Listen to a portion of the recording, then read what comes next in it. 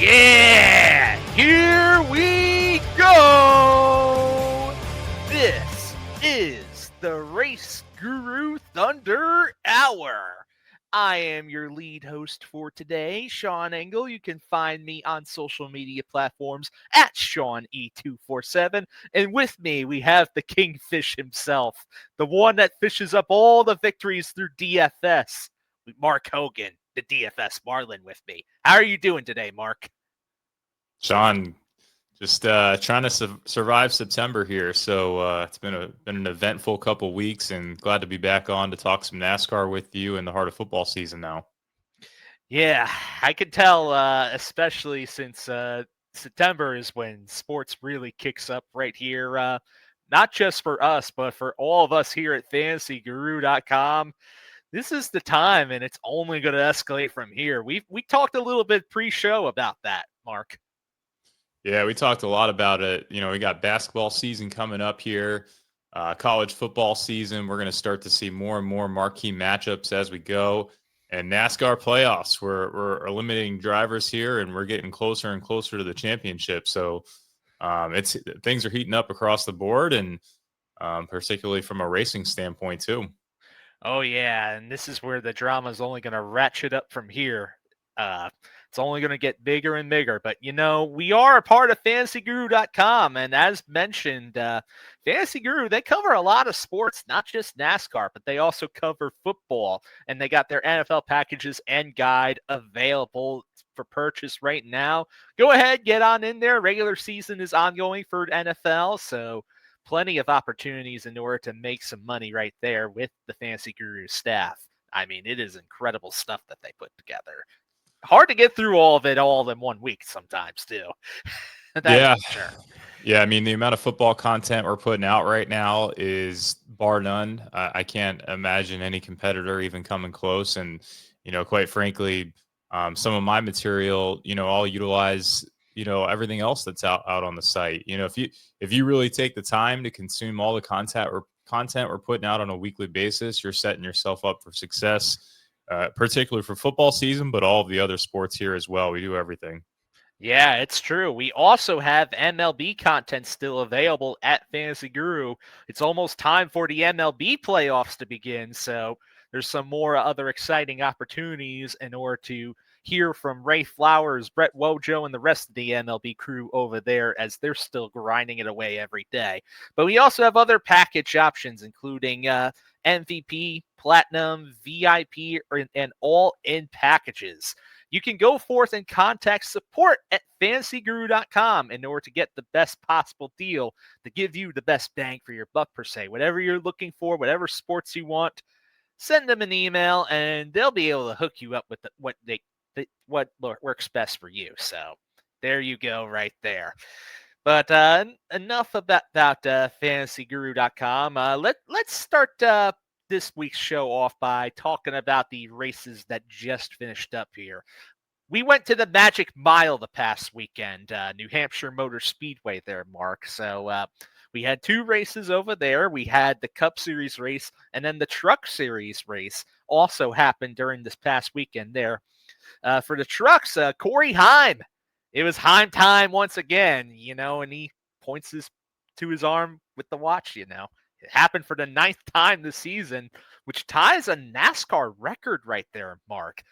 No driver has ever won more than 10 times in a single season in the Truck Series. And then here's Corey Heim going forth and doing it and being on the verge of making NASCAR history right there, Mark. Yeah, I mean, Corey Heim's a dog. Like, there's no denying that at this point. We're going to see him at the higher levels as well. So good to see that. It sounded like there was some chaos to initiate the race. I didn't catch a whole lot of the trucks race myself, but you know, mainly just because of the parity on the Truck Series, like you said, there isn't a whole lot of it. It's pretty much Corey Heim on a weekly basis. So you know, it's good to see that, but there's going to be some changes on the trucks level here coming. So I think we're going to see some more parity in future seasons as some of these guys progress out and some of these new names start to move up from ARCA and some of the other places. So it's funny you mentioned about Corey Heim there and parity, because really The only other driver that's been winning lately has been Lane Riggs. It's just been Heim and Riggs. And, there's a stat out there saying that ever since about June 7th, I think the date was, no other driver has won in the Truck Series other than those two drivers. And you wonder what happens with Lane Riggs here moving forward for the long term. Is this a guy that we're looking at for the higher levels? Is this a guy that we just kind of see settle in on the Truck Series? Like what's the prospect here for Lane Riggs moving forward?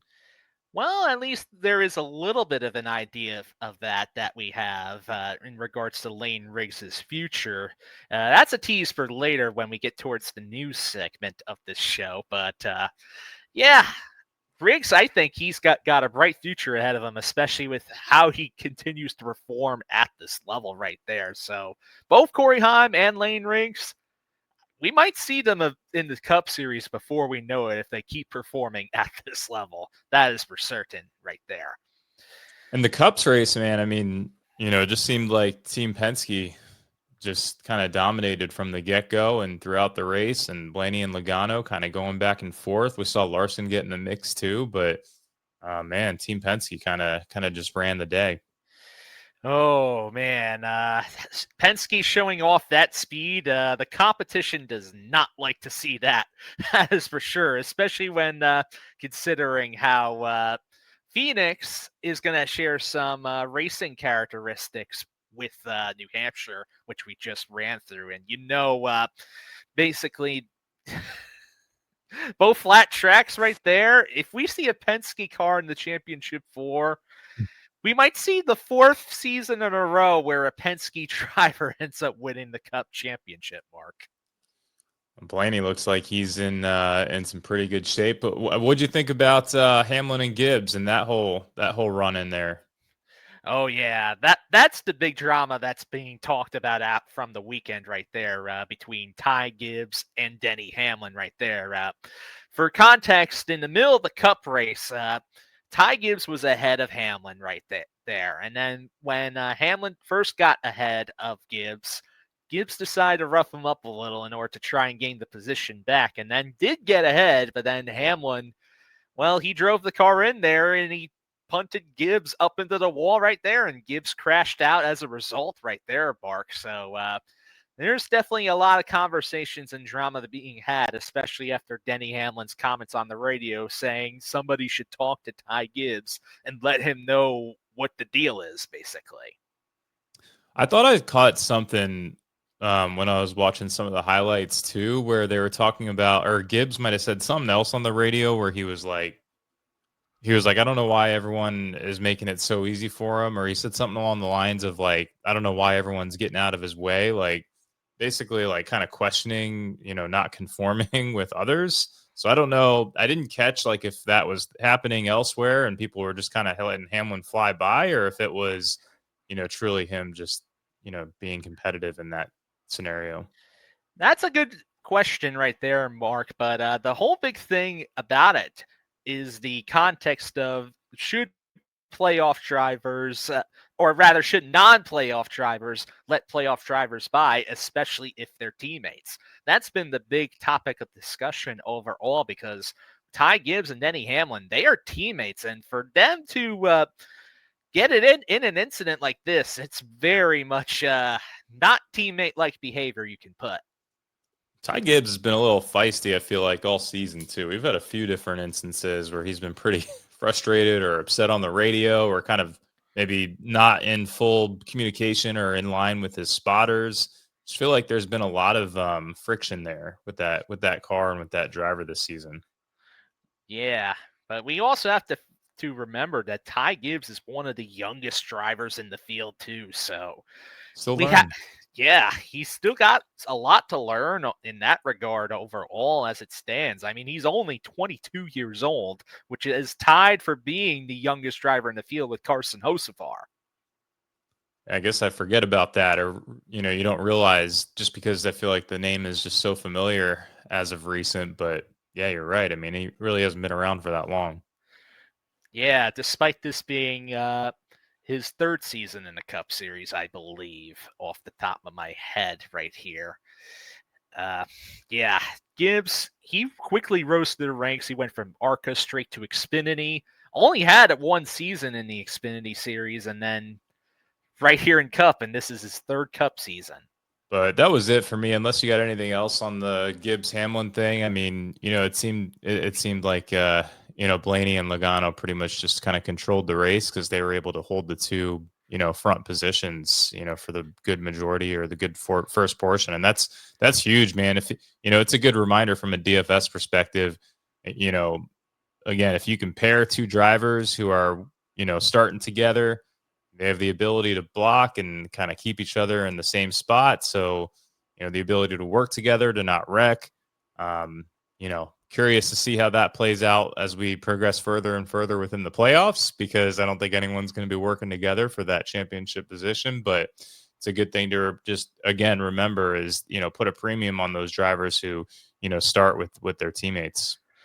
Or even those with technical alliances too, because that also was put on display the past weekend right there with Josh Berry and Wood Brothers Racing. They're also a Penske associated car, even though they're not Team Penske by name. Penske helps prep those cars too. I was going to say, I did mean to bring Josh Berry up because, and that's almost kind of an interesting name going into to this weekend because, what is Josh Berry racing for right now? Sorry, I was just going to theoretically answer your question. He's still racing for points amongst the other playoff drivers because that still pays off depending on where you finish in the points by the end of the year, too. He could still technically finish as high as fifth in the standings if all goes right. So, but it's like he's pissed off too, man. It feels like the pressure's off, so now he's coming out slinging, and it's like last week he's like, where was this performance the previous 3 weeks? So it's almost like a redemption tour, kind of a level of respect amongst other Cup drivers going into next season too. It feels like. And in the case of Barry, he was just incredibly unlucky through that whole first round there. Because really what did him in more than anything was technical issues within all the races. Which, if you're having mechanical failures like that often, I mean, yeah. You can only do so much as a driver or crew chief right there because that's kind of out of your hands. Yeah, it'll be fascinating to see. Which you mentioning that kind of scares me off of him a little bit, but especially coming off a good performance, maybe he's due for another bad one now. But I don't know, man. He's racing well. He's got some decent history here too this week, so I feel like it's a driver to consider here. Yeah, I mean, it's not out of the question. I will definitely say that much. Not out of the question at all. But if anything, hopefully we can end up nailing some more of these driver picks and some more DFS and betting right here for this week's race as it stands, because last week was not the cleanest week on this show. I'll put it that much right there. Most of the DFS options we tried to spotlight right there did not really have the strongest of days. And then I believe there was only like one top 10 and one top 5 bet on this show that both ended up hitting, and that was about it, Mark. But how often does that happen? So, you're going to have some down weeks here and there. We're ready for a bounce back going into this weekend. So, looking forward to seeing what news came out and what we can do to start prepping for the next couple races. Yeah, that is for sure right there. But speaking of news, how about we get right on into it and discuss some of the new news that's been happening in the NASCAR world. So first things first, we got ourselves some Cup Series crew chief news. Now, we know Connor Zilisch is going to be racing in the Cup Series next season with Trackhouse Racing, but it was never made clear who his crew chief was until very recently. It's going to be Randall Burnett. And Randall Burnett, if you don't know, he's currently the crew chief for the number 8 team with Kyle Busch. So he's going to go over and leave RCR at the end of the season in order to join Connor Zilisch at Trackhouse right there. What is your first reaction to hearing this news, Mark? I think it sounds like it's a good pairing to me. I am curious to see, does that impact what's going on with Kyle Busch here? is this truly the end of Kyle Busch? I haven't even been keeping track of him here. I feel like he's just kind of, fallen into the darkness, the Homer Simpson just kind of fading into the grass wall there. So, but I think overall, I mean, look, at the end of the day, I just feel like Zilich is a very talented driver. I think any pairing is probably going to not be too terrible for him. I have a feeling that this pairing could work out as long as they got the right cars behind them, because really, I think the big problem with Randall Burnett that's been dealing with is Burnett has 6 Cup wins as a crew chief. He's gotten 3 Cup wins before with Tyler Reddick back when he used to drive the 8 car for RCR. And then he also has 3 other wins from Kyle Busch when Kyle came over for his first season at RCR and rattled off 3 wins early on in the 2023 season as it was. So it'll be very interesting to see, because the thing is that after that, the 2023 season, you could really argue that RCR's cars outside of Richmond, where somehow that number 3 car just goes on rocket fuel. I mean, those cars have just been not having the speed right there otherwise. There, Mark. Yeah, and a lot of success here with Reddick. So, I mean, I think it should be a good pair, and I like it.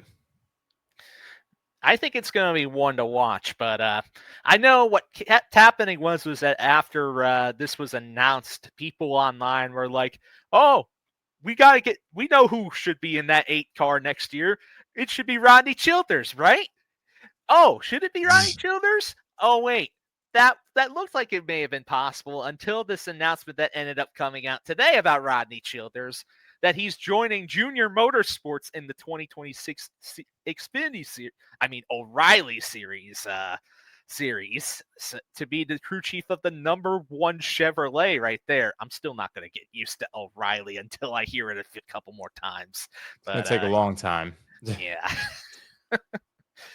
But yeah, Rodney Childers is now moving to Junior Motorsports to be the crew chief for the number 1 car. But also buried within this news too, JRM confirmed that the number 1 Chevrolet, which is currently being driven by Carson Kvapil, is going to be split between 2 drivers next year. Out of nowhere, they could basically make this news official here too, that it's going to be split between Carson Kvapil and Connor Zilich in this particular ride right there, to be crew chief by Rodney Childers, Mark.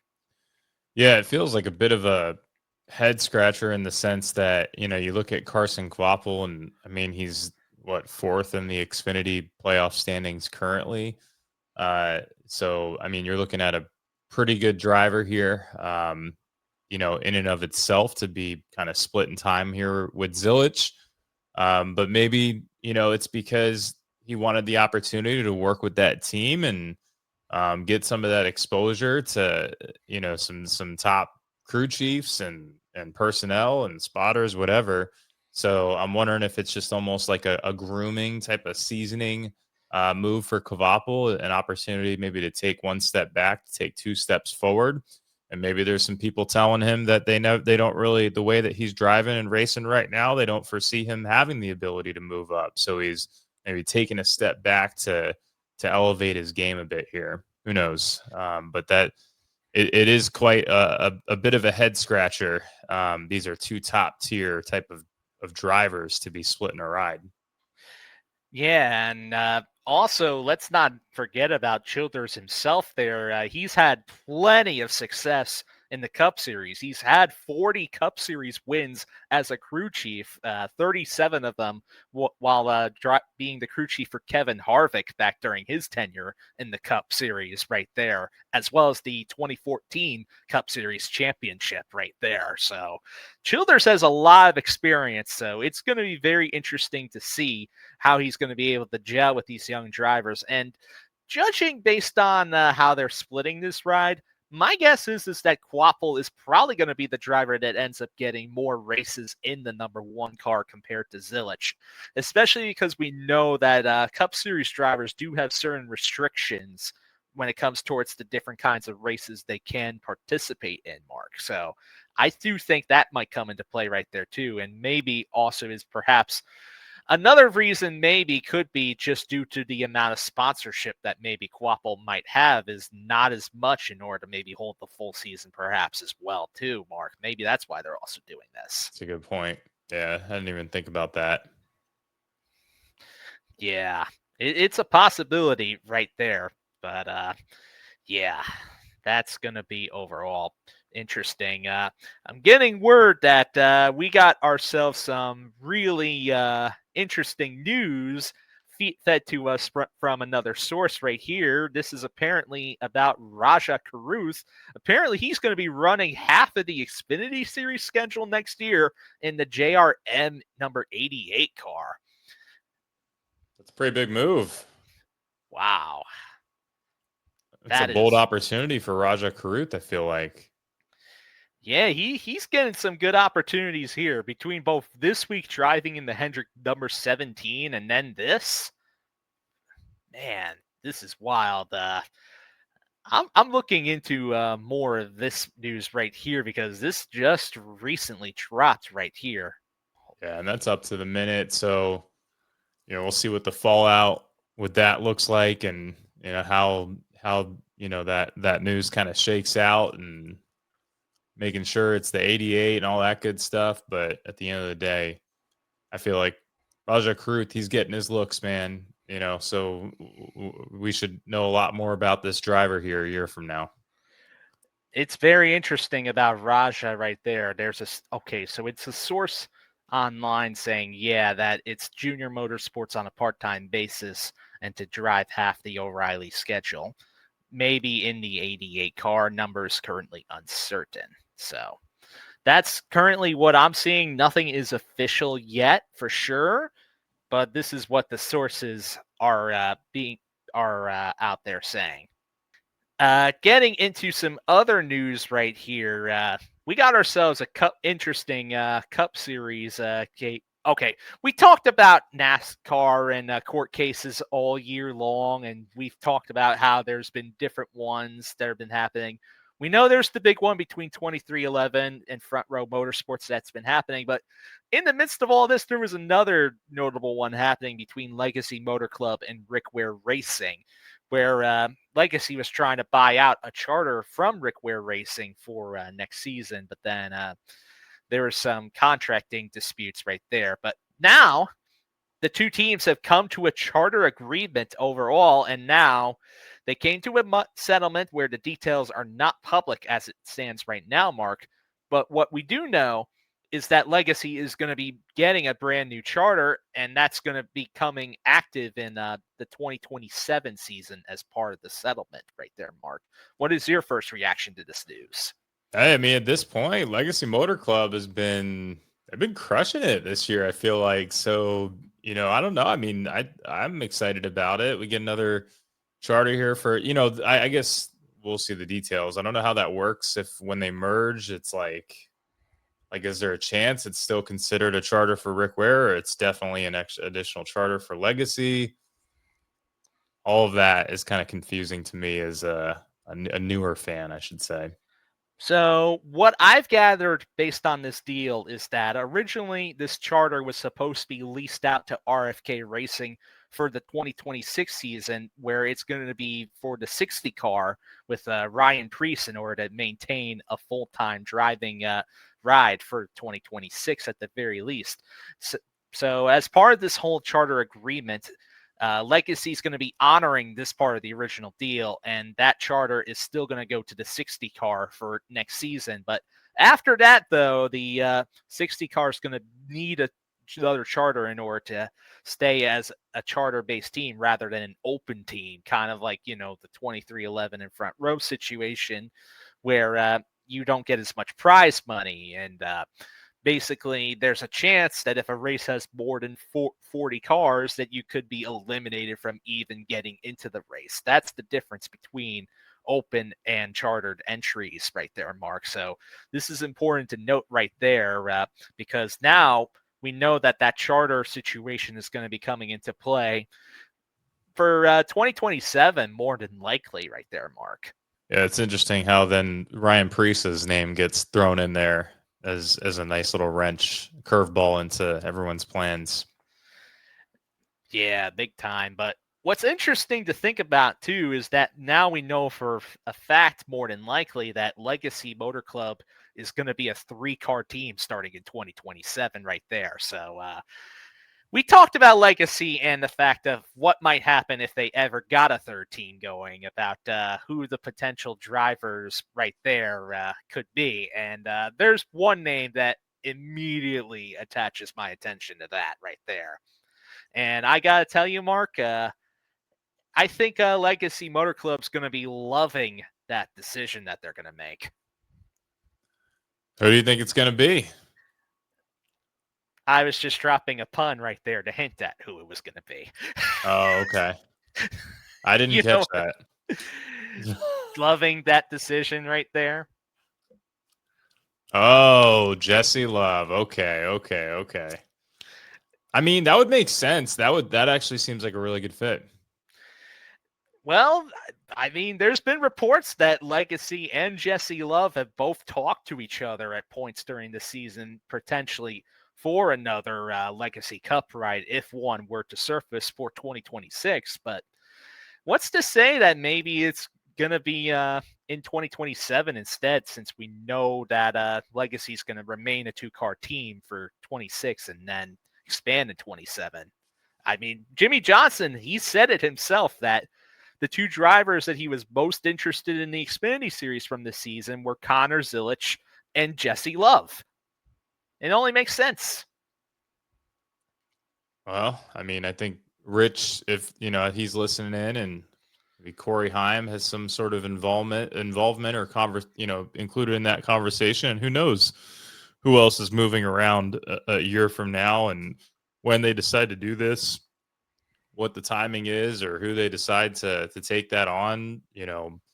I don't know how. Maybe they have to wait until the end of next season before they can even announce the driver. Who knows how that works? So I'm sure they have to get a bunch of paperwork finalized in the meantime. Yeah, that's going to take some time, but my suspicion is that Jesse Love is going to be there in 2027. But as far as Corey Heim is concerned, though, he already has a development deal signed with 2311 Racing. And Rich and I last week, we talked about this on the show a little bit too, where if for some reason 2311 gets any kind of opening, it's more than likely that Corey Heim is going to come in there and swoop that ride up. And my eye is on Riley Herbst because he's been severely underperforming this season. And I think if it continues to keep up, Riley's not going to be in that ride that much longer, regardless of how much sponsorship he ends up bringing to that car. He never really struck me as like a full-time Cup guy in my eyes either. Like, it always seemed like he just has always been more of an Xfinity driver, O'Reilly Auto Parts driver, I guess, moving forward.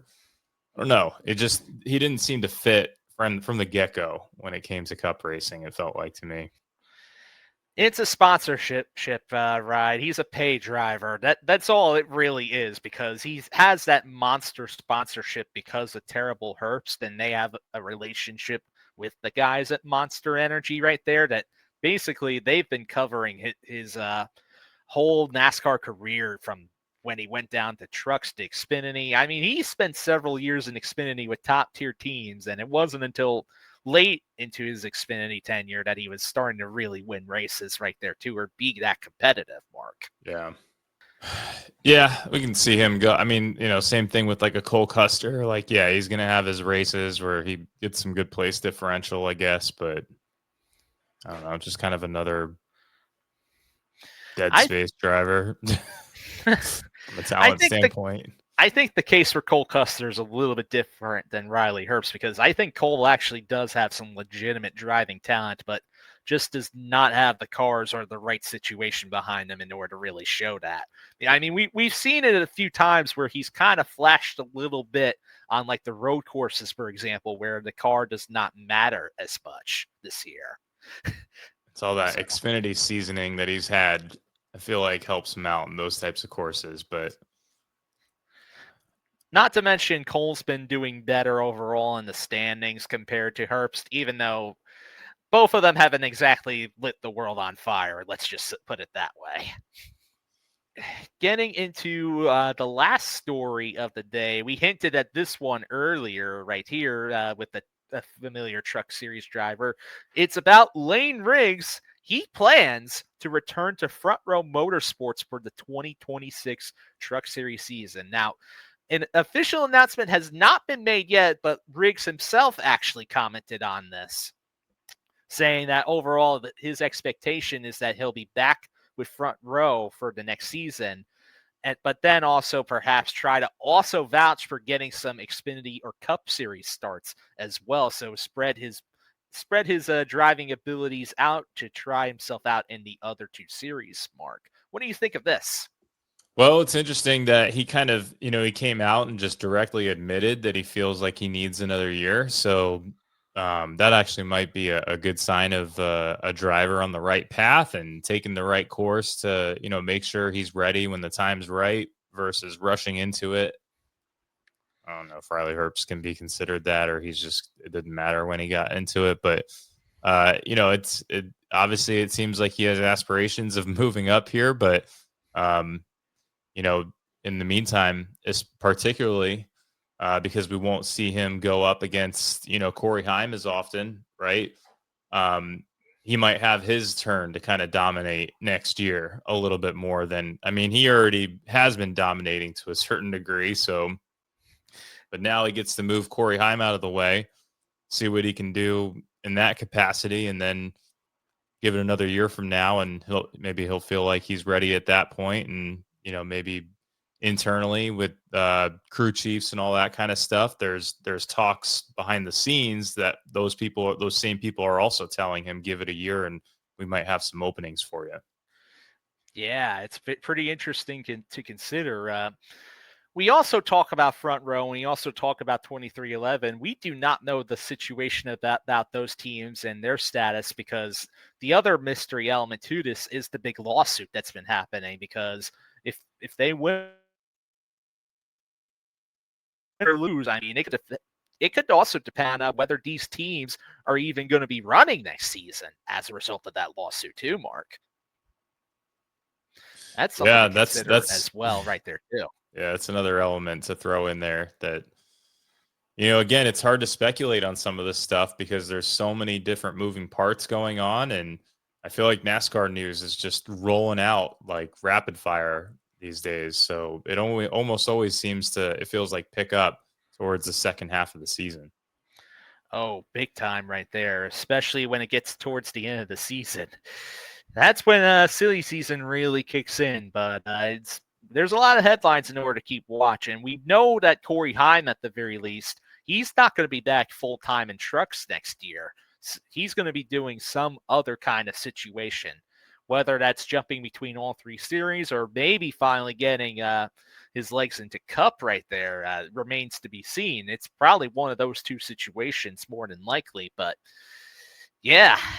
If it ends up being that Lane Riggs is there and Corey Heim is not, Lane Riggs, you'd have to think about it that he's probably going to be the favorite to win the truck championship next year if he remains in this same situation, Mark. Yeah, and speaking of Corey Heim, I was hoping to see him. It would have been nice to see him in the Cup race this weekend, but for obvious reasons, we're not. Yeah, I am in agreement with you right there, because it's always fun to see Heim whenever he ends up getting into a Cup ride. We saw it at Bristol about 2 weeks ago. He almost scored a top 5 right there. Yeah, it feels like it's a track that he could do well on. Yeah, I'm just ready for Heim time to get to the high time right there. Heim time to high time. Yeah, let's coin that. Let's coin that. Right up there with the McChickens. Yeah. Oh, man. All right. But that's all the news that we're going to be covering today. Let's get towards talking about this week's slate of races right here at the Kansas Speedway, Mark. So overall, we got ourselves another 1.5-mile track. It's it's been the first time in a while that we've hit one of these 1.5 mile intermediates. I mean, it's been a few months since the last real one for the Cup Series as it is.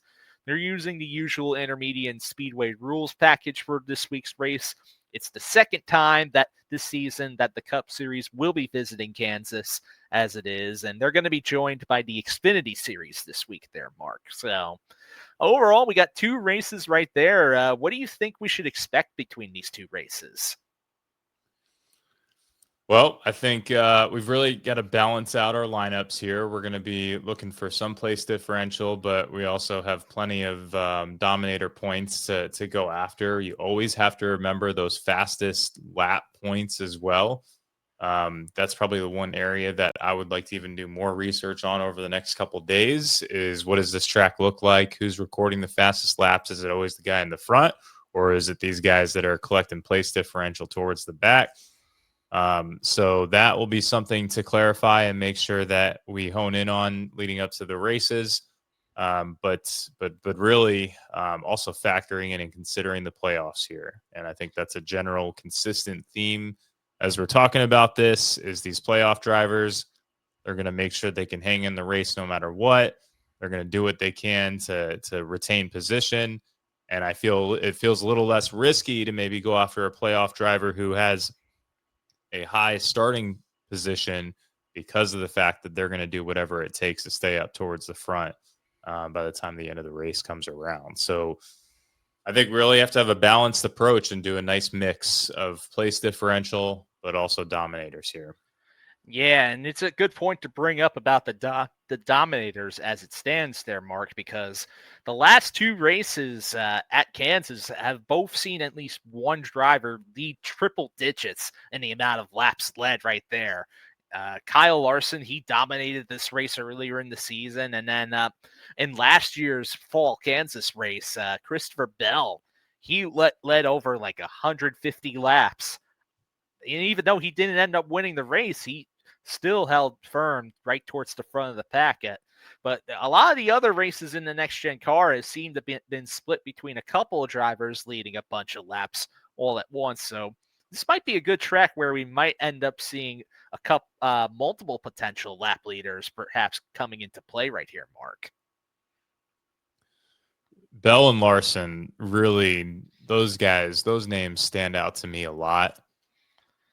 Keep an eye out on some of these prop sites. They'll give some props on number of laps led, and that should give you a really good indicator of what the books start to think when those types of lines come out. I don't know if, for example, Prize Picks has any of theirs up yet.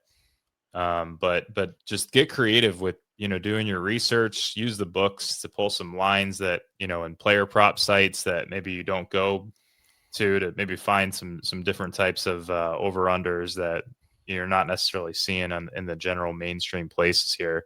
But yeah, I mean, they don't have any NASCAR stuff out currently, and they Prize Picks probably will push something out though after qualifying. So just keep an eye out for some sites like that because they've got some creative lines that you can kind of build lineups off of that other people aren't thinking of. Yeah, you could even consider like ESPN Bet or Bet365, which one of the races this weekend is sponsored by ESPN Bet. So there you go. So that, and that's actually a really great point. And I know Rich is listening behind the scenes, but if the race is sponsored by ESPN Bet, they're probably going to put a lot more lines out there, just like how we saw earlier in the season with that in-tournament bracket when they did that in-season tournament challenge.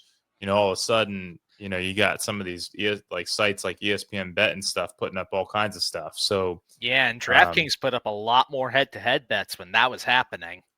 And I'll even say when I did the UFL coverage, they were promoting ESPN Bet a lot over there, and that was by and far the site with the most lines offered from a UFL standpoint. So, yeah, that's a good call out for ESPN Bet.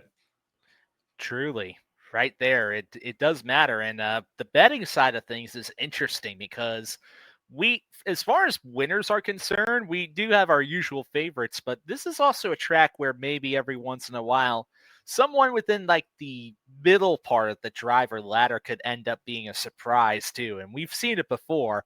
You think back towards last year's fall race in Kansas, Ross Chastain ended up winning that race, and he was not listed as one of the favorites earlier in the week for that race. He was like towards maybe around, you could say, between 20 to 25 to 1, give or take, maybe, Mark. Ross Chastain, man, every time you think he's out, he always finds a way to, pull some sort of big move and win a race, or, kind of come out of nowhere and steal one from someone else. So I wouldn't be surprised if we saw a good race out of Chastain this weekend too. Yeah, I think this is an interesting race to consider for top 10s, top 5s, or any of the manufacturer-based bets too. Overall, there's a lot of interesting options that I think can come into play this week, Mark. Except for the sidewall slingshot moves. I don't know if that's going to be an option these days with the rules. That's a good point right there, Mark. That's a really good point. Oh, man. But before we get on into our driver picks, how about we get into the list of the notables and the part-timers for this week? Do you want to read off the Xfinity Series list for us and be able to hear your glorious reading voice again? Yeah, Xfinity, Nick Lights in the number 07 with SS Greenlight. Brendan Butterbean Queen. I feel like this is one that Rich likes a lot for some reason. I feel like I've heard him talk about him before, or maybe it was you. I can't remember. But the number 11 Colleague with Colleague Racing. I feel weary about Colleague Racing in general this weekend. I don't know why. I feel like they're going to have some technical issues, maybe based off of some of the races that I watched earlier today from previous Kansas races. But Garrett Smithley in the number 14 SS Greenlight as well. Rajah Caruth, we already talked about him. We're going to see him in the number 17 Hendrick Motorsports. Justin Bonsignor in the number 19 with JGR. Patrick Staropoli in the number 24 with Sam Hunt Racing. Austin Green again in the number 32 for Jordan Anderson Racing. I feel like that's a weird one to see on this type of track. Glenn Reen in the number 35 with Joey Gase Motorsports. Another one, Mason Massey in the number 45 with Alpha Prime Racing, but Joey Gase himself in the number 53 for Joey Gase Motorsports. Leland Honeyman. I feel like this is like the DFS darling that everyone plays and gets burned by. The number 70 with Cope Family Racing. Cole Raz in the number 76 with AM Racing, and Josh Williams in the number 91 with DGM Racing. Josh Williams, maybe we see some value out of him here. Yeah, I think that could be pretty interesting because that's a team he used to drove for before he started driving for Colleague over the past season and a half right there, Mark. So he ended up performing pretty well in that car for the salary that's considered right there. So he could be one to watch maybe for top 20 or top 15 if circumstances ended up going right there. One quick note about the Xfinity Series race. There's 39 entries, but only 38 spots. So one driver is guaranteed in order to go home at the end. It's going to be Nick Lights. Can you bet on who gets eliminated? That would be a fun bet to place. Oh, I'd love to place a bet like that because I would think it'd probably be maybe an SS Greenlight car, like you said, or maybe one of the Joey Gase cars. It's got to be the minus like 250 odds for some of those names. Yeah, right there. But unfortunately, we don't run the book, so we can't make creative bets like that a reality yet. So that's unfortunate. For the Cup Series, we only have one part-time name right there. It's JJ Yaley in the number 44 for NY Racing. So that right there, I'm not expecting much out of that car right there. NY Racing, they never usually bring fast cars, so he's just going to be riding around right there and logging some laps right there, Mark. So that's all I got to say. Just another name on the track. Yeah, just another name. At least for a portion of the race. We'll see if he finishes. That's true. We got to worry about if the car even makes it to the end sometimes. That's probably like plus 200 odds too, right? If you had to set a line on that, at least 2-1 or 3-1 Yeah, perhaps so. for him Unless, to finish. yeah, just to finish. Probably be plus 1,000 for him to finish on the lead lap. Man, that would be an insane bet to place. Make a bet on a guy in the 35th position. He finishes 24th, and you get 10-1 returns on that. That would be a pretty insane bet. It would be. I'm in agreement with you there. Well, I think we're going to be in agreement on some of these top guys. What do you think? I think we are certainly going to have some agreements on our picks right here. But before we get on into that, as a reminder, we are part of fantasyguru.com, so you can go forth and get any of the NFL packages right there, as well as the guide, any of the content that's available right there. Go ahead and get that. Plenty to go around in order to give you more opportunities in order to win big playing football. And then there's MLB content still available over at fantasyguru.com, especially as they're about to get into the playoffs right there. So be sure to go forth and get that as well. You can get the MVP, Platinum, VIP, or all-in packages as well. Hit up support at fantasyguru.com in order to get the best possible deal. Be nice to them. They'll hook you up, and let them know that we sent you right there. So hockey's starting soon, NBA starting soon. Yeah, all the different packages will include those sports too. So do keep that in mind, as we should keep in mind for our driver picks for this week. So now let's get on into it there, Mark. This is the fun stuff that you've been wanting to discuss right here, and I have been wanting to discuss. So here we This go. is the moneymaker right here. Here we go. Here we go. Well, I guess I can start off. I'll say I went with Kyle Larson, went with William Byron, and I threw in a third one that might not stick out necessarily when you first go through the data, but he's up there. And Chase Elliott at 9K in this upper tier provides a bit of value for another quality driver who I felt like, impressed with the rebound last week. So I'm team Hendrick Motorsports all the way this weekend. We've got multiple victories from these guys, including Larson and guys like Byron, and can certainly knock down a bunch of lead laps, and Chase Elliott can give us some place differential. So there's a few names here at the top that are fascinating, intriguing. There's other names that I haven't thrown out there that are on my radar too. But I do think it's worth highlighting Chase Elliott, particularly just because of his lower price point. But across the board, I mean, William Byron, he's probably, one of the top intermediate track drivers of all of the Cup Series, and Larson's obviously right there with him. And even you look at Chase Elliott on this track, and we're talking about a guy that is increasing his place differential on average by 5 or 6 spots. He's knocking down multiple top 10s. He's got a top 5, but he's looking for that first win. So that's also maybe what keeps his ownership in check here.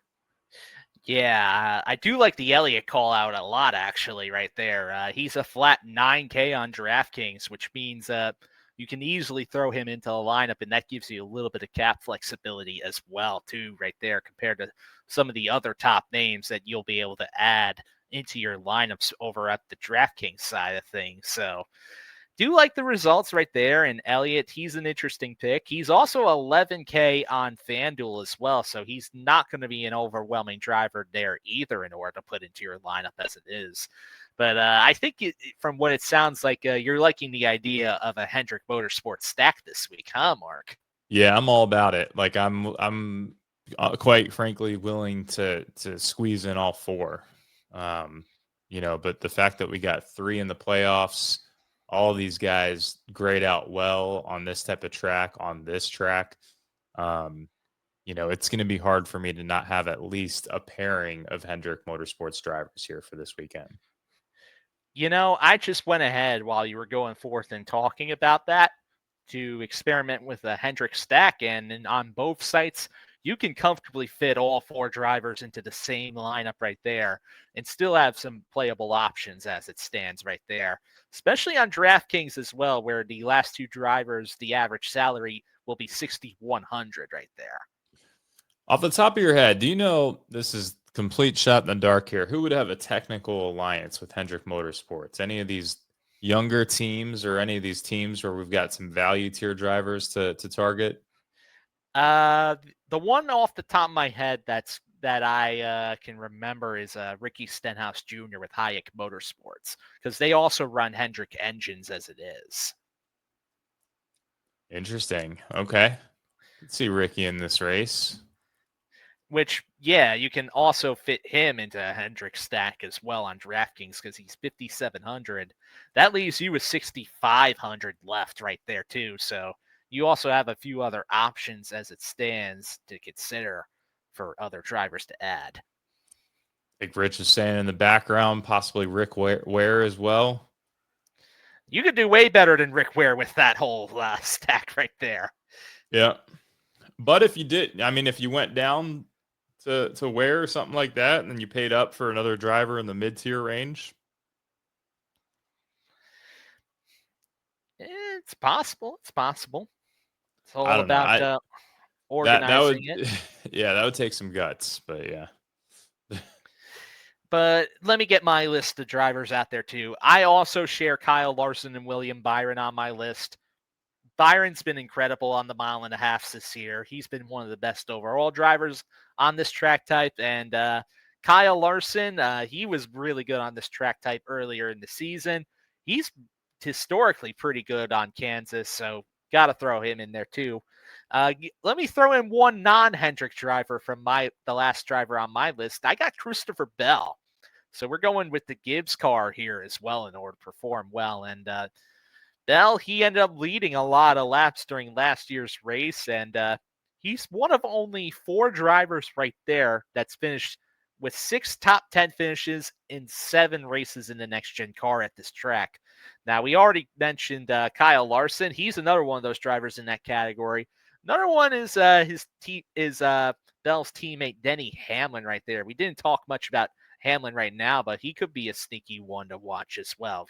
Never count him out on a given week as it stands. But as for the last driver right there, that also has 6 top 10 finishes, I'm going to leave that as a tease to bring up later because I think the last name is especially interesting there, Mark.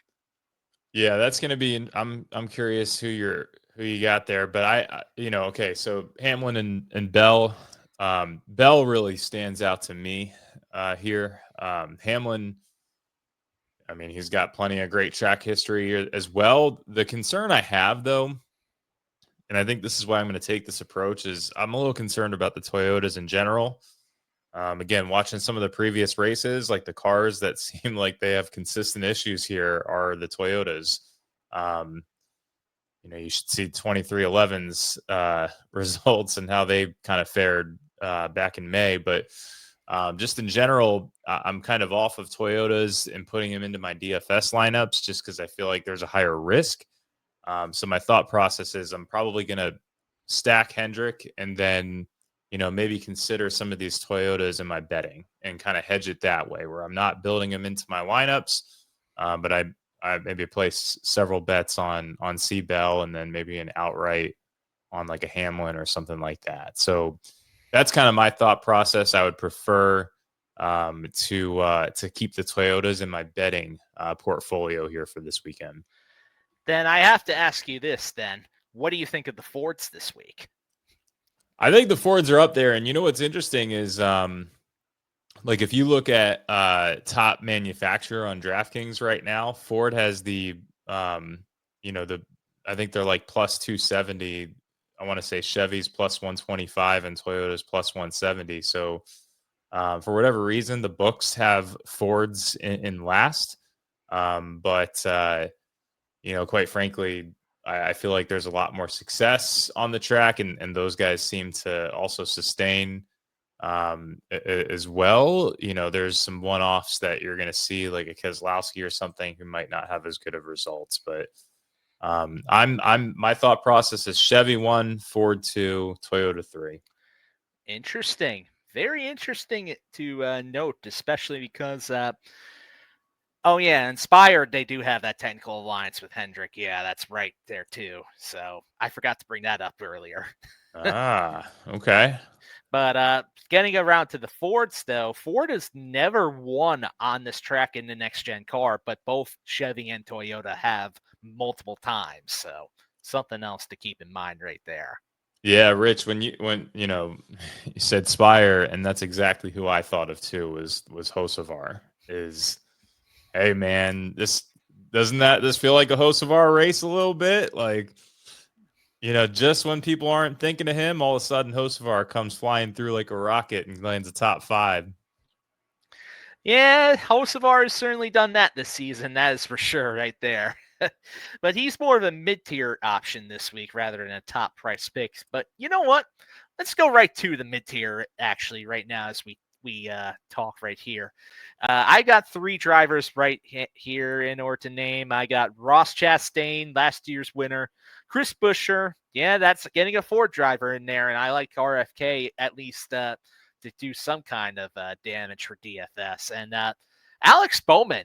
We talked about Hendrick earlier. Gotta mention Bowman right here. And by the way, Bowman is the other driver that has 6 top 10s among that list right there, too, alongside Hamlin, Bell, and Larson. So the fact that Bowman is priced this low to be in the mid tier right there, ooh boy, I really like that this week. Yeah, Bowman obviously has really good history here. It's in line with the Hendrick stack, so he's my favorite mid-tier option as well. The only concern, obviously, is he's not a playoff driver, but at that point, once you get into the mid-tier and lower tier, you have to start rostering guys that aren't a playoff driver. So, totally good with that. And again, this is a great spot to look out for. Maybe he kind of helps. That goes into the whole race manipulation conversation. Maybe him and Chase Elliott start like 19th and 20th, and then these guys, he's kind of helping Chase Elliott fend guys off as they move through the field and inch towards the top 10. So I could totally see something like that playing out, where you get like Larson and Byron, and they qualify in the top 5. You get Elliott and Bowman, in the late teens, and both of them kind of pair off in those different spots of the field. Yeah, I do think that's pretty plausible because intermediate tracks are the type of track where teammates can work together in order to get themselves ahead if they do get lined up in just the right way. It's a big enough track where it can be effective right there. We've seen it before, so would not shock me for that to happen again.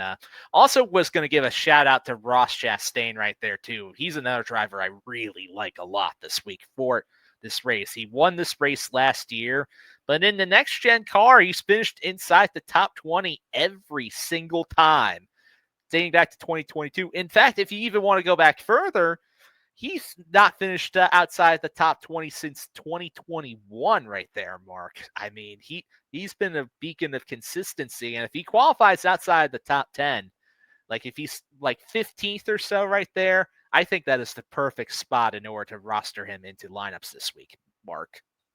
Yeah, I love Ross Chastain this week. Again, someone that needs a win. He's going to be aggressive, so buckle up if you decide to roster him. But this is the type of race where he pulls through for you. This is crunch time in the season, so Ross Chastain isn't around, for lack of a better phrase.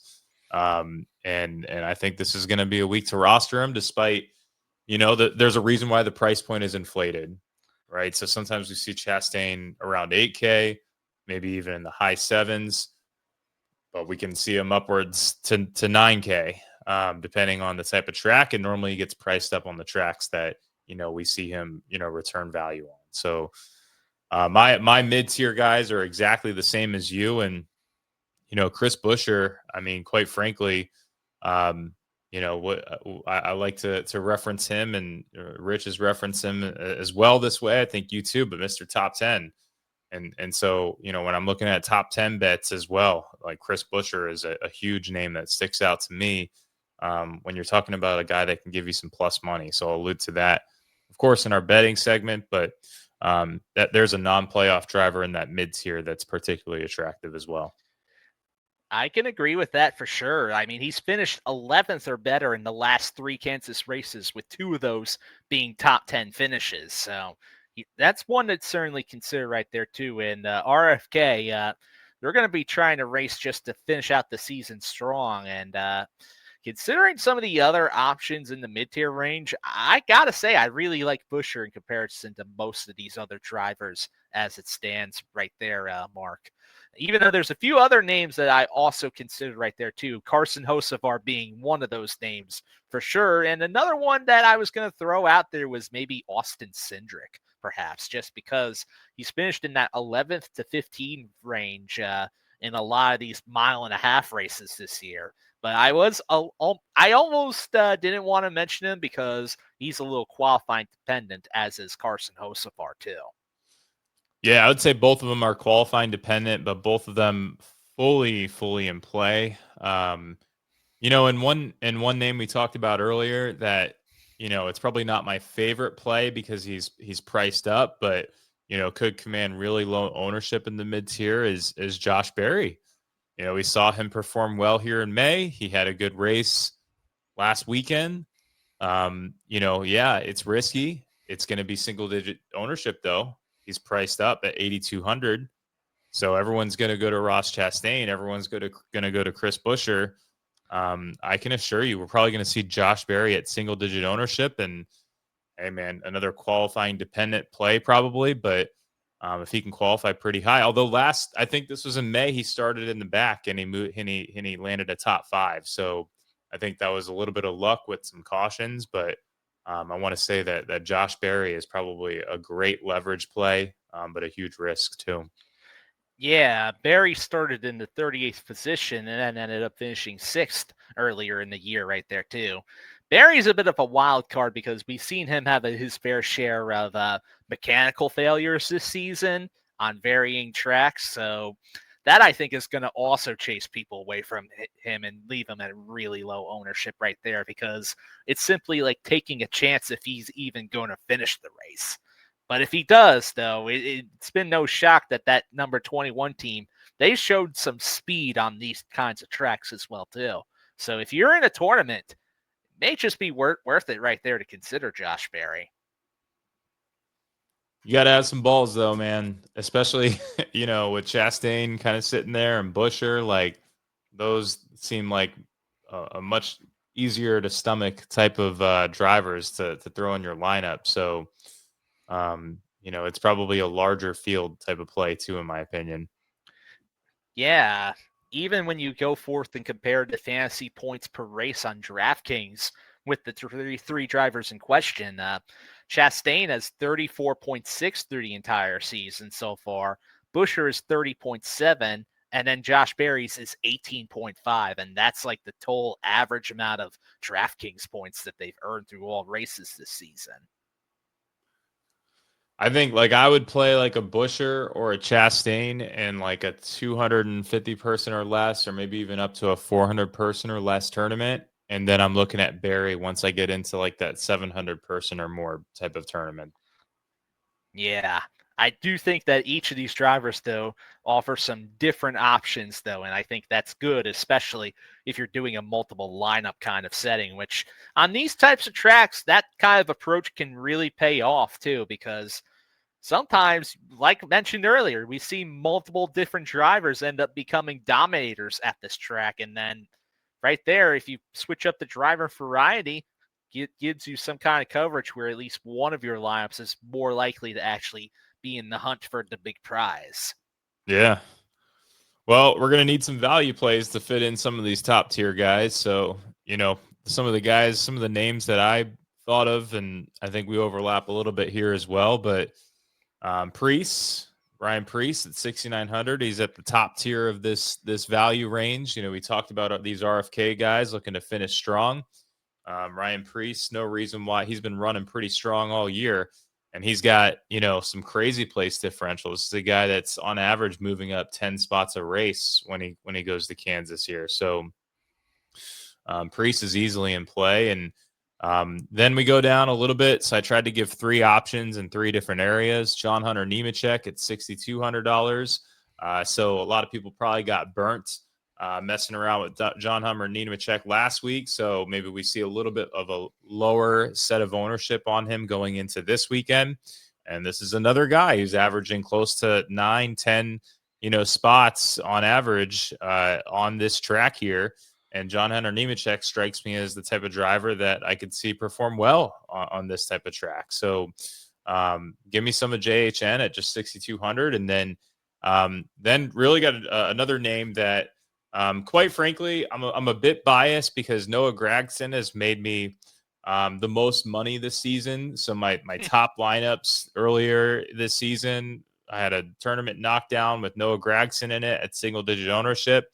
Well, here's another guy who, he could give us, maybe starts 22nd or 23rd and lands 15th or 16th at $5,900. That's going to more than pay off for us. So Noah Gragson, I think, is a name that maybe we don't think of on a race-to-race basis, but can be considered here for Kansas this weekend. I think Gregson is an absolute great tournament option as it stands right there, Mark, because you look back towards his performance all year, he's been one of the drivers that's at the bottom of the standings overall this season because he just has not had many standout races at all this year, and it's just not been performing up to standard most weeks. But Kansas is one of his best tracks, actually, and historically, even when he's not been with the best of teams, he's still qualified decently and finished decently. Has a lot of top 20 finishes right there. And for a driver that's just under 6K on DraftKings, and he has an average finish of 17.7 with 5 top 20s and 6 starts right there, Mark. I got to say, that does intrigue me enough that I may want to consider him, at least for a GPP kind of setting. Maybe for cash, I might be a little bit more wary of, but GPP for sure with that one. Oh yeah. He's a tournament play for sure. But again, because of where he's at in the standings, like this is a driver we're seeing less than 10%, probably less than 5, and that's what can give you leverage to win a tournament. And again, I'm all about, from a NASCAR standpoint, it's an opposite philosophy from football where I am spending, I'm following the chalk in the upper tier, and I'm getting contrarian in the bottom tier options. So Gragson lines up with that philosophy. Yeah, I think that is the philosophy to go with this week overall, just in general, because usually on the track like this favors drivers that start towards the front or the top 10 in order to lead laps and dominate. And that's not going to be too many names that are going to be able to do that this week. So really, if you're trying to get different, the bottom is where the most variety is going to have that this week right there. And it even reflects in the driver picks that I emphasize, which I know we share 2 of them because I'm also on John Hunter this week, especially for DraftKings lineup, 6,200. That's quite a discount that you can get on it for JHN this week right there, especially considering that he's performed pretty well at this track in the past. And then, yeah, big shock. It's me mentioning Ryan Preece yet again on a Thunder Hour episode. But I'm just going to It wouldn't be a saying Thunder Hour without you mentioning Ryan Preece, right? Yeah, exactly right there. In fact, actually, I think it would just be more fun to count how many Thunder Hour episodes this season where I didn't mention Ryan Preece as a pick. Probably count on one hand, quite frankly. Yeah, pretty much right there. But it's really just because both DraftKings and FanDuel still don't get the clue about where to price Preece, considering how he's been running all season. They keep sticking him at the bottom of the 7K range, or in this case, he's below 7K this week. It's outrageous right there, especially considering you look at the 1.5-mile tracks this season. He's got top 10s in almost all of them, Mark. So I'm curious what you think, because I've got a price point in mind, but if you were DraftKings, what would you give Ryan Preece as a price point for this week? I'd actually put him right up to there where about Chris Buescher or Alex Bowman is, if anything. That was my thought process. My thought process was like either 75 or 7,600 at least. And so that's savings, man. Like that is, that's the difference of paying for a $5,500 driver versus a $6,200 driver like John Hunter Nemechek. So it's like a guy like Priest really kind of opens it up for you when it comes to what you can do, especially in the lower tier. Saving $700 in the lower tier is everything. Yeah, and out of all the drivers there, just below 7K, he has the highest amount of average fantasy points per race this season with 35.2. The next closest driver in order to even think of is JHN at 31 points right there. Just So it would puts be, that in perspective right yeah. there. Yeah, it's kind of value in both of those options because, again, if I had to price John Hunter Nemechek, given how he's been racing this year, I'm thinking 66, 6,700 for him too. So you combine, those two guys and you've saved $1,200 in your lineup and positive expected value. Yeah, big time right there. It's just smart savings. But speaking of other drivers that are on my list, I got two more here because technically Nemechek was one of my split DFS picks right there, where I split it between different sites. I'd have him split up with AJ Allmendinger for FanDuel in particular, just because Dinger. yeah, give me some of the dinger this week. Actually, on FanDuel, both Allmendinger and Nemechek are only $200 apart, which is quite the difference because Allmendinger 6,600 on DraftKings, and that's a $400 difference right there. Whereas they're right next to each other. And the Dinger, he's actually been pretty good on the mile-and-a-half intermediates this season with a lot of top 15 finishes and sometimes even top 10 finishes. That number 16 team, sometimes they show speed on these kinds of tracks. And people don't tend to think of Allmendinger as one of those front runners to get challenged for a top 10, especially because often enough that he ends up having a pretty solid qualifying position in most of these times, which drives his ownership really far down. I think this is another case where he might be able to have top 15, top 10 speed because this is a pretty decent track overall for him too.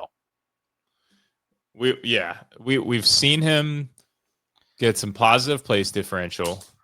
Like you said, the Engel is the track type success and how the track itself is going to drive your keep ownership down.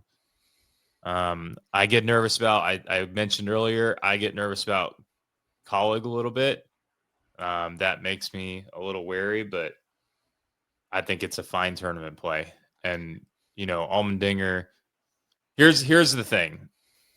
I think if he qualifies well, go ahead and run him out there, in my opinion, because that would break the trend with how he normally lands with his qualifying position in this race, which is, in those mid-20s. So, we've seen Allmendinger qualify pretty high throughout the course of the season. We see him get like a 12th position or a 15th position. That would make me feel a lot better about rostering him. If he's right within that range, I'm already going to be considering him heavily for tournaments because you know what? The ownership is going to be quite far down right there too. We talk about some of these drivers there that you think nobody's going to roster, like Noah Gragson right there. I think Allmendinger, even though I think he's going to carry it just a little bit more than Gragson, I do think, though, that people are still not going to be wanting Allmendinger in most of their lineups on average, when I think that could be a big possible mistake right there. Yeah, I agree. And speaking of Gragson, the last driver on my list is his teammate Zane Smith, another driver that I think can also get a pretty solid result right there. He's finished around top 20, sometimes top 15 in most of the mile-and-a-half races this season as it stands. So he's another driver right there that I think has the equipment to get it done. And overall, Zane's been running a little bit better on average this season compared to Noah Gragson. And it shows right within the difference that they are in the standings for this season. Just you look towards Gregson is 34th in the standings. Zane Smith is 27th as it stands. Zane has an average finish of 20.6 through the season. Gregson has an average finish of 25.0. So that right there is quite a big difference in terms of average performance. And really, I think it's interesting that Zane is cheaper than Noah Gragson this week as well, too. So I do think that Zane, maybe he's a little bit more of a friendlier play compared to some of the other tournament options that we mentioned. But I think he's one that should not be outright ignored as well. You could do, I just built a lineup here where I took a Hendrick stack. I took Larson, Byron, and Elliott. And then I threw in Gragson and Zane Smith into that lineup. And then I had the ability to complete that lineup with Ross Chastain. Nice. That's a pretty strong lineup with two stacks, a 3-2 stack with then a Chastain to round it out. I like that build, man. You know what? You could even get even crazier if you wanted all the Hendrick drivers right there too, Mark. How about this one that I just came up with here? You could have all 4 Hendrick drivers into your lineup, and then you could stick Zane Smith and John Hunter in there and still have $500 left over. You could and you can get creative. You could go up from John Hunter and go to Allmendinger too if you decide to go that route. So, there you go. There's your 3 entry build. There you go. I mean, there's plenty of options right here and a bunch of appealing ones overall. So, yeah, I'm going to play around with that. But the Hendrick stack to me just feels like that feels like the way to go, in my opinion. But I'm also a big Team Hendrick fan in general, so I might be a little biased. Your favorite driver comes from Hendrick overall? Yeah, I've been a Larson guy, man.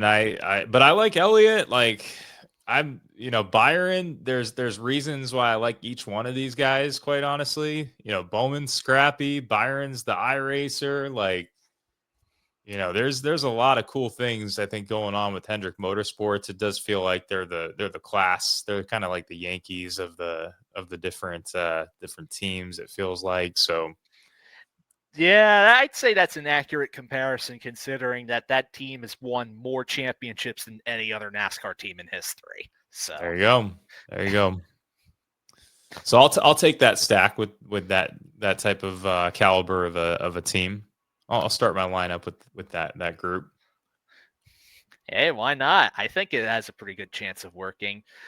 You know what I think could also potentially work is our core 4s. So let's get right on into it with our DFS core 4s right here. I got some Hendrick love in my lineup as it is for the core 4. I got Kyle Larson, 11,000 on DraftKings, 14,000 on FanDuel. And I also got Alex Bowman in the core this week at 7,800 on DraftKings, 8,200 on FanDuel, which is a pretty good price for him too. But I also have Ross Chastain in the core this week at 8,500 on DraftKings and 9,500 on FanDuel. And then for the last slot, I mean, who else did you expect? Ryan Preece. 6,900 on DraftKings, 7,000 on FanDuel. At least FanDuel's starting to get a little bit more of a clue to price him up a little bit more instead of leaving him in the low 6K range for another week. Yeah, no, I mean, and that's the thing. It's like, so my core 4, I didn't do a full stack just to kind of give some variety here, but Bowman, Preece, and John Hunter Nemechek are all insane values. Like each one of these guys are a $700 saving. So it's like, for me, it's so hard to not have those 3 in it because it gives me like an extra $2,000 to pay up somewhere else and go after another elite driver. It truly gives you the room to get multiple dominators into the same lineup. So those are it's really a core 3 for me because I feel like those guys, regardless of where they start, they're probably going to make it into my lineup here. And then I just completed it for the purposes of the podcast with Kyle Larson. But Kyle Larson, hard to not consider him if I'm going with the Hendrick stack here. So, but I really think those 3 are the true core. And then Larson's one of those top tier guys that I'm putting into a 2 or 3 lineup build. That makes a lot of sense. I can totally dig that approach as it is. Like it a lot. Betting core fours. Let's get right on into it and talk some betting. I've got my winners of Kyle Larson at plus 370, William Byron at plus 700, Christopher Bell at plus 900, and then I like Ross Chastain where he's priced on the betting board right there at 14-1 in order to complete my betting core four right there. Who do you got, Mark? So I hate the odds on Larson, but I think, as far as a core four goes, I think you have to include him. So Larson at plus 370 as well. I threw in Bell at plus 900. So here's the thing. Bell's not probably making it into my DFS lineup. So I have to get multiple bets on him to properly hedge that, because he could be an optimal play in DFS lineups too. He's right up there. But because I'm going against the Toyotas, I'm prioritizing the Chevys and Hendrick Motorsports. Bell makes it into my betting portfolio. Chase Elliott at plus 1,300. I think that's a little bit of value there. I feel like that should be more so like a plus 1,100 type of bet. And then Ross Chastain, I was hoping that was more like plus 1,700, plus 1,800, but I'll take him at plus 1,400 as well. Yeah, 14-1 is still a very solid number on Chastain right there. I definitely like that. And Bell being at 9-1, I do think that is a little bit off personally. I think he should be a little bit more closer to, like, say, 6-1 or 5-1, maybe even. I agree. 100%. I agree with that. Yeah. Let's get into some of these other bets and picks right here. I've got quite a few listed up here. So I've got one top 10 bet, and that's Alex Bowman top 10 at plus 120. I mean, I mentioned it earlier that only 4 drivers are tied for the highest amount of top 10s at this track in the next gen car. Denny Hamlin, Christopher Bell, Kyle Larson, and Alex Bowman. And Alex Bowman is the only one of those 4 that has plus odds right now for a top 10. You got to lock that in, I say, especially with that Hendrick speed at this track. Speaking of Christopher Bell, I do have a top 5 bet on him at plus 110. I do think there's a pretty good chance that he could hit that. I also have 2 group winner bets as it stands right here. I got DraftKings Group B, that's between Bell, Reddick, Briscoe, and Logano. Give me C Bell at plus 200. Then I also have the Group D winner overall on DraftKings. That's between Busch, Wallace, Keselowski, and Bowman. Give me some Alex Bowman love at plus 300 right there. And then if you end up betting both of these on a parlay, you get 11-1 odds for both of these drivers to win their respective groups. That's pretty sweet. So everyone's got to pay attention to this, because I feel like we all overlap. We'll overlap pretty frequently or consistently on our core DFS plays and all that kind of stuff. But I feel like we all always have different bets. And I think this is the first time I've overlapped on multiple ancillary bets on this podcast ever. So I have C Bell as well, and the Group B winner at plus 200 on DK. So I'm all about that group, because I feel like it's going to be a struggle for the Toyotas. And I feel like Hamlin is really the only true threat in that group. And if there's anyone that can take down Hamlin, it's certainly Christopher Bell. You mean the group with Bell, Reddick, Briscoe, and Logano? No, I thought there was. Wait, hold on. Are you sure? Because I When thought I looked Hamlin on was there, in there. it's Bell, Reddick, Briscoe, and Logano right now. Oh, well, that makes it even easier. I thought Hamlin was in there. Nah, he's a part of Group A right there with Larson, Hamlin, Byron, and Blaney. Oh, well, then that's even more of a slam dunk if you don't have to worry about Hamlin. I must have read that wrong, or I obviously read that wrong, but well, either way, that's plus 200. That's an even easier, I feel like, bet to make. And then I'm with you on the on the top 5 as well. C Bell at top 5 plus 110. I think this is going to be a strong race for him. I don't know about winning it, but he's going to be up there in the mix. Top Toyota. This was the Hamlin thing, where I feel like amongst the Toyotas, though, at plus 300, he should be able to. He can beat Hamlin out. And when you're talking about amongst the other Toyotas, I just feel like he is by and far the best option of that group. Hamlin is the favorite for top Toyota at plus 180. So it's like plus 180 for Hamlin, plus 300 for Bell. I'll take my chances on Bell. Yeah, I can kind of get behind that too. Just also going to throw this out there too, but if you wanted an off-the-cuff McChicken bet right there as a really crazy bet, you can also consider John Hunter Nemechek for top Toyota as well at plus 4,000 right there. Yeah, I love that. I love that because, what if something happens up front and two of those Toyotas get, knocked out, like, Hamlin and Bell in the same kind of incident or something. So, yeah, I can see it. Yeah, especially because, well, I mean, Nemechek did pretty good in this race earlier in the season, and he was the third highest finishing Toyota driver in the May race at Kansas. He finished 10th. So that right there should tell you that Nemechek is one that I think could be a sneaky option if you wanted to go for more of a long shot on this kind of thing right here. And then someone that can help you just double your money, I feel like, is our Mr. Top 10 guy, and Chris Buescher at plus 100. I feel like that's a strong bet. Maybe he starts 11th and finishes 9th. There you go. It's a relatively easier approach to try to double your money and do maybe a little bit more of a cash game approach in betting too, to kind of mix in with some of those John Hunter Nemechek bets. Yeah, and Nemechek, by the way, if you were to bet him for a top 10, he's at plus 350 in order to get one right now.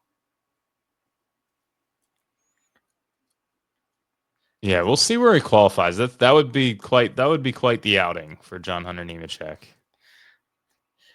Chris Buescher plus 100. I mean, I've been back and forth about Buescher. I think it's going to be pretty close, but if you did want to bet on it, I'm totally not against that bet either. I kind of don't mind that one. My thought process is it pays off more to do Chris Buescher as a bet than as a DFS play for this week. I think that's pretty valid, actually. I do think that might be the better angle to go. But that's it. That's all I got, man. And well, that's all that I got pretty much too. So I guess we're gonna write that down as a show. So that right there is gonna do it for us here at the RaceGuru Thunder Hour. You can find Mark over there at DFS Marlin. You can find me at Sean E247. After this, we're going to be halfway through the playoffs officially. So fifth week of the NASCAR playoffs is going to be in the books. So we only have a couple more shows where we're going to be NASCAR focused for the rest of the season there, Mark. So going to try to finish out strong, right? Yeah, I got to finish out strong. Feel free to check out. I got a Catch of the Week article going out on a weekly basis from an NFL standpoint. Those drop typically on Saturdays. Other than that, we're cranking it out here from a NASCAR standpoint too.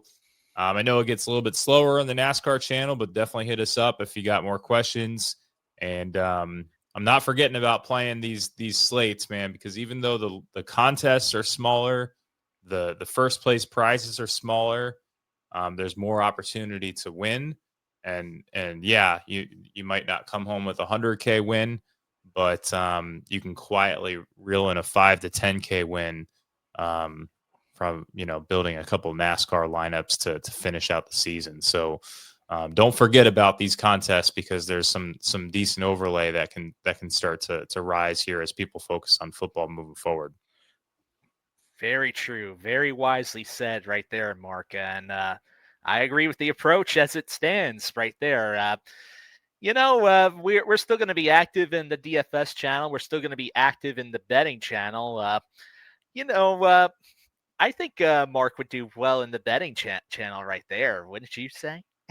Yeah, I got to start paying attention to that more. I keep kind of honing my approach to DFS, and I just keep forgetting to get in there. So I got to start posting some more bets. I got to start getting a little bit more active on some of those betting channels in general, not just NASCAR, but some of the other sports too. I know we still get guys like Fuzzy in there in the chat still asking us betting questions each and every week. We appreciate you, Fuzzy. Keep doing that right there, man. Been loving it. So that's going to be it for this week's Thunder Hour. We appreciate all of you. Be sure to give the show a like. Be sure to subscribe on YouTube if you're listening. Leave some comments if you enjoyed the show. Hit us up on any of the social media platforms or hit us up in Discord. Let us know how we're doing, how you enjoying the show, and just interact with us. It's fun. It's awesome. That's going to be all for this week's Thunder Hour. Be sure to take care, and may the winners be yours in victory lane. Let's do it.